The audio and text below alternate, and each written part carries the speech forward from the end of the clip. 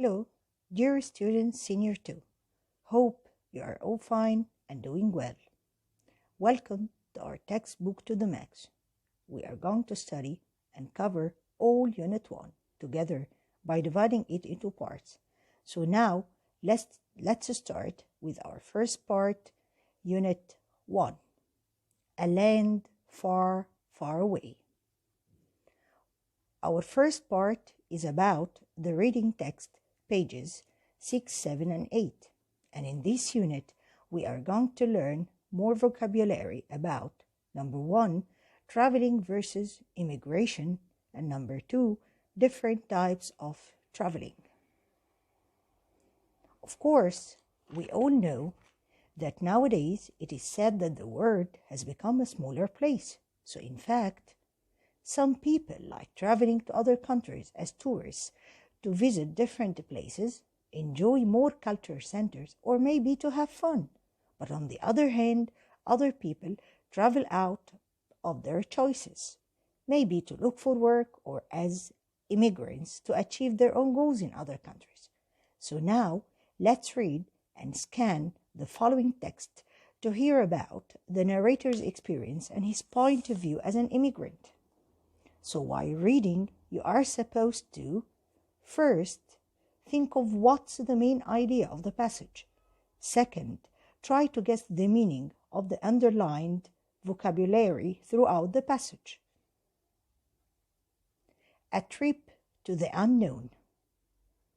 When I was younger, I lived with my grandparents while my parents traveled to other Mexican states to find work. My little brother and I viewed our grandparents as our second parents. When I was 6, my parents left to the United States in search of better economic opportunities. And at the age of 11, my parents decided to bring me to the United States. I wasn't able to say goodbye to my grandparents before I left for the United States, which was hard for me.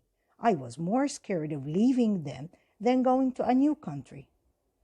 Unfortunately, my brother was too young to make the dangerous border crossing, so he stayed behind in Mexico with my grandparents. I can still remember the last time I saw my brother. I thought I would see him again soon, but I haven't seen him for 9 years.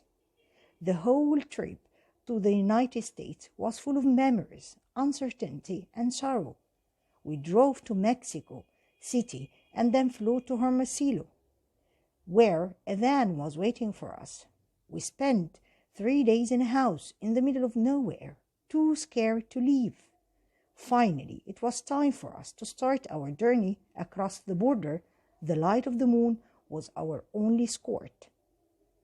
I don't know if it was just my imagination, but I've never seen the moon as bright as I saw it on those nights.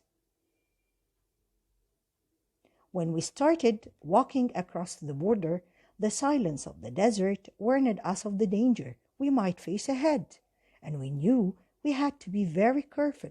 My parents advised me a lot not to stray away from the group. It was a long journey through the desert. The minutes passed like hours, and we didn't seem to be getting anywhere. We quickly ran out of supplies, and we barely had enough water and food. The only thing we found was an irrigation canal in the middle of the desert. However, it was an indication that there was a farm nearby, and everybody started to fill their bottles with water from that river.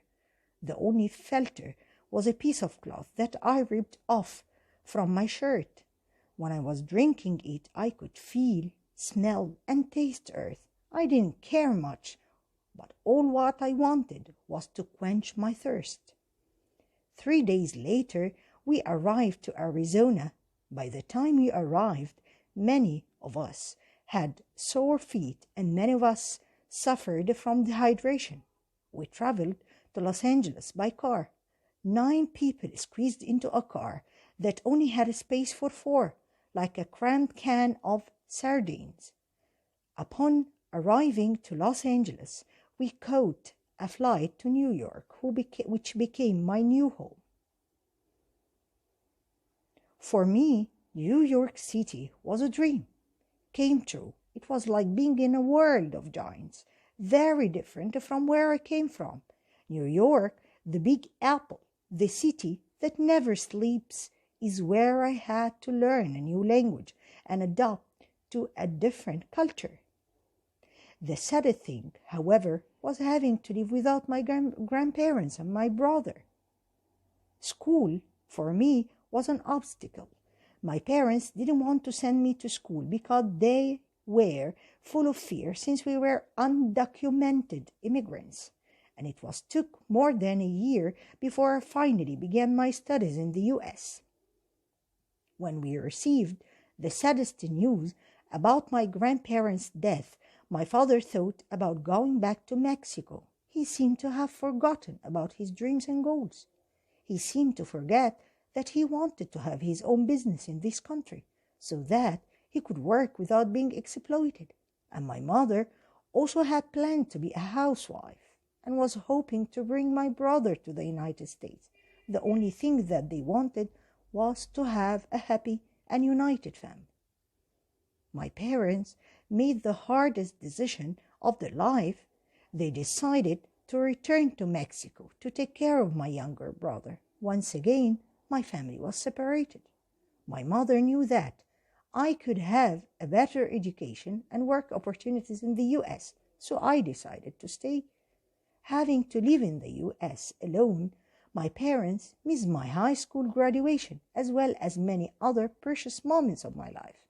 It has been 9 years since I last saw my brother. It seemed to me as if we would never get together again.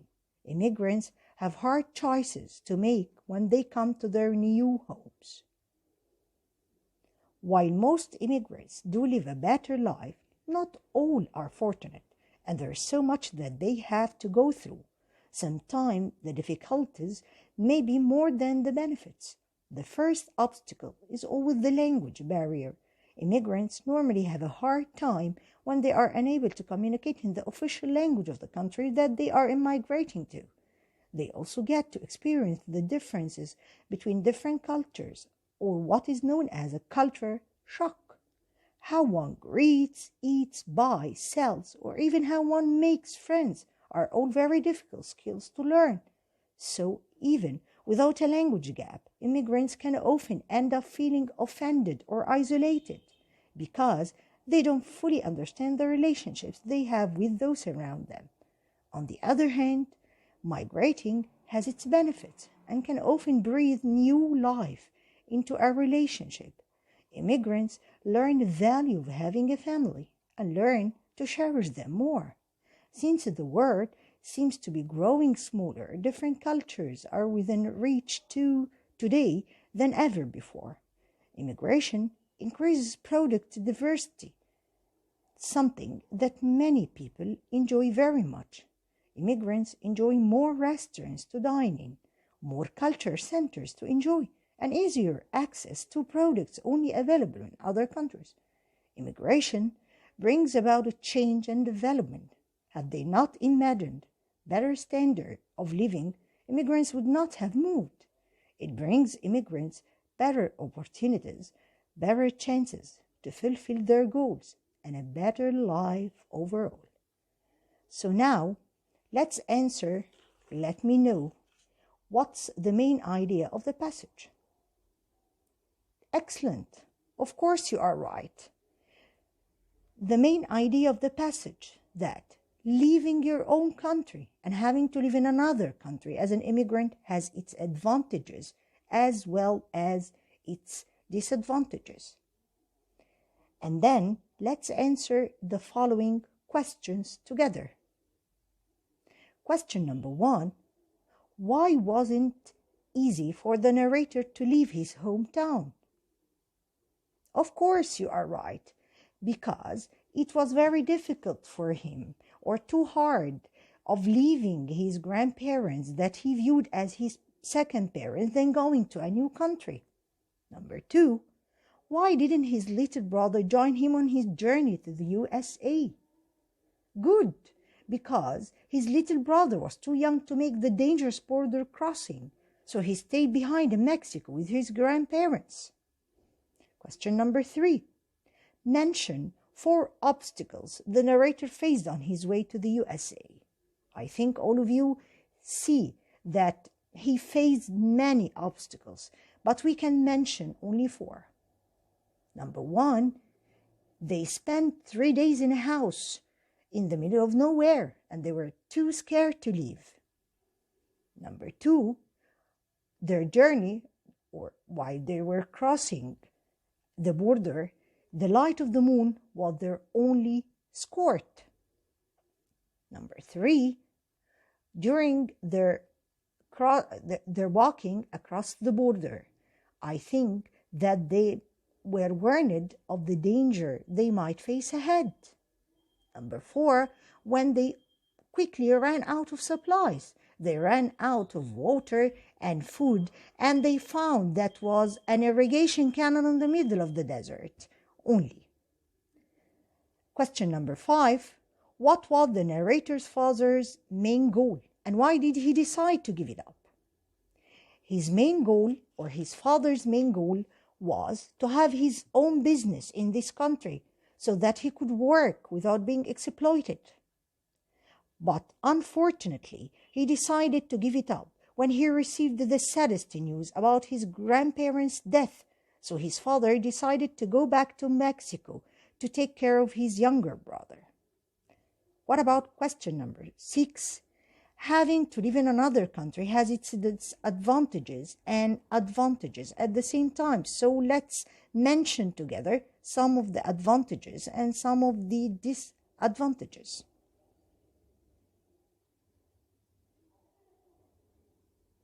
The advantages we have: number 1, better education; 2, work opportunities; 3, enjoy new different places; 4, learning the value of having a family.